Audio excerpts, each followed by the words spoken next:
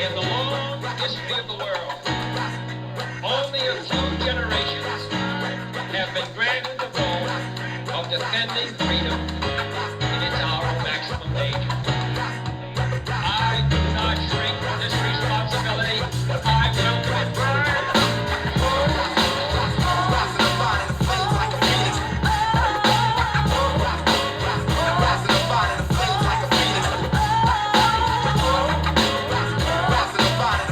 So I strongly suggest that you wake the up. Controlling exactly what people think, and this is extremely dangerous to our democracy.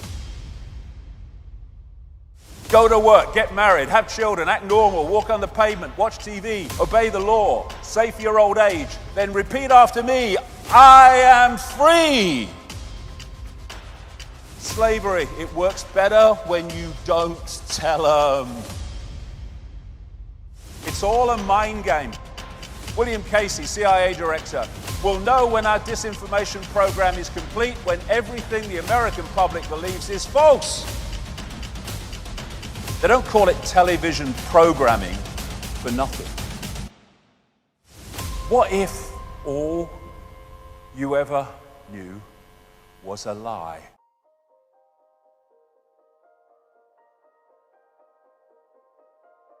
What we call stupid equals asleep. What we call asleep is hypnotized, and what we call hypnotized is unconscious. We have been systematically put into a state of unconsciousness so that we cannot see what we are part of and what we are experiencing, though that is changing and changing fast. Until you make the unconscious conscious, it will direct your life and you will call it fate. All the time, the subconscious, which we're not aware of, is dictating the behavior and responses of the conscious. And if we don't understand the unconscious, then the conscious will just be a pawn in a game. It doesn't understand. Go to work, get married, have children, act normal, walk on the pavement, watch TV, obey the law, save for your old age, then repeat after me, I am free. And we keep having to say we're free, and in America they keep having to tell the people they're free every 5 minutes because they might otherwise suss that they're not.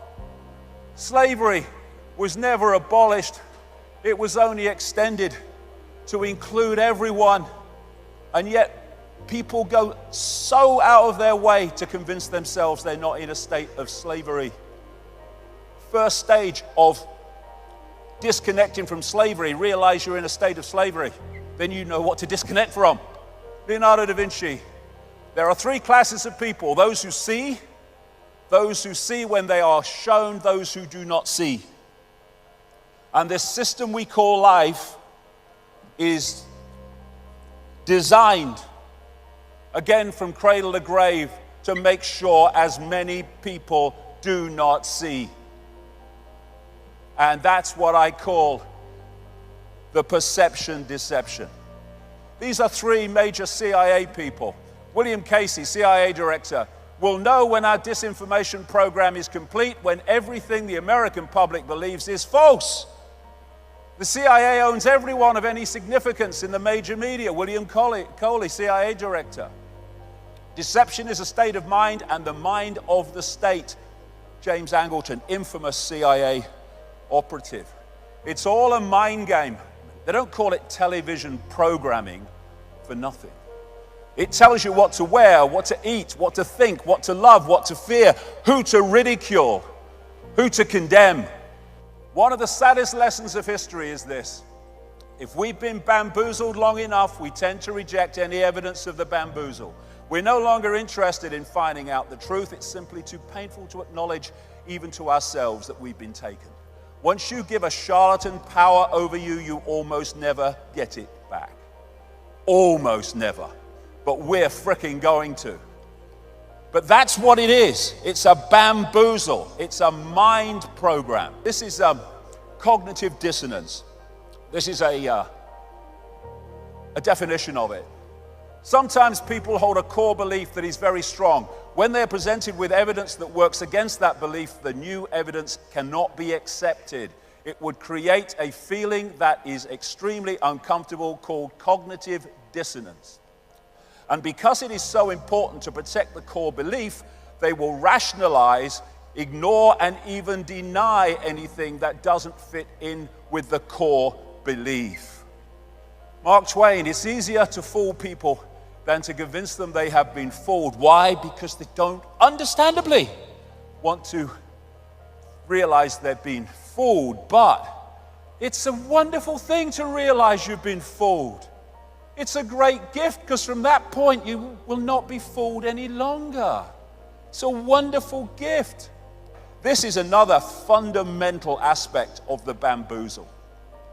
It's called Stockholm Syndrome, a psychological phenomenon in which hostages express empathy and have positive feelings towards their captors, sometimes to the point of defending them.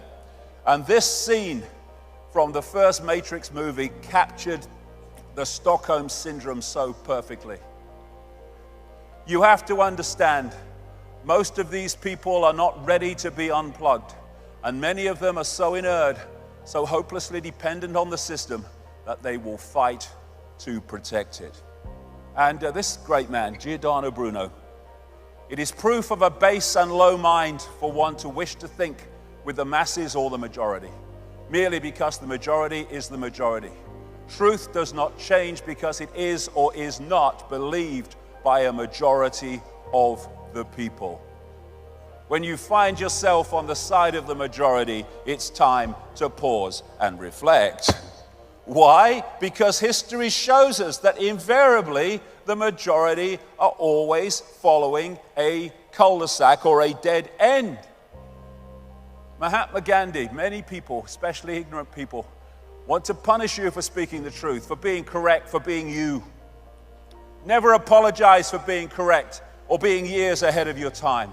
If you're right and you know it, speak your mind, speak your mind.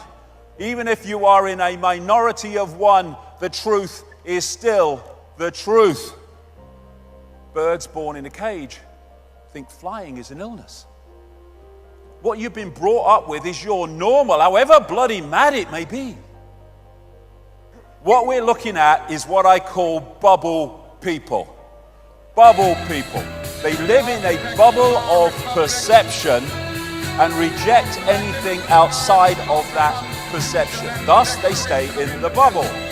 And so all these institutions are programming beliefs and perceptions in the bubble. And unless you break out of it, they're the only perceptions you ever come across. And that's what they say to you. Look, mate, I live in the real world, me. All right, I've got that real world. Go to work, get married, have children, get normal. I am free. That's the real world they're talking about. The real world of human slavery masquerading as freedom. You can ignore reality, but you can't ignore the consequences of ignoring reality. Can you remember who you were before the world told you what you should be? Can any of us remember that? When we're born into a world and from day one we're told who we are, what we should do, what reality is, what we should aspire to, what we should oppose, all of it. Just a program. If you sense more, there is more. Yes. It's people get stuck in the mode of thinking. And when we feel something, what does it feel? You can say, well, it feels right. It shouldn't, but it does. This is the true self. This is the program self. We have the power to change anything. We have got into this situation by realizing or not realizing the power we have, by not realizing the true nature of who we are. Never in the history of this nation have so many people been for the cause of freedom and human dignity. Now let me say this, keep this movement going, keep this movement rolling. Long as we keep moving like we are moving, the power structure will have to give in.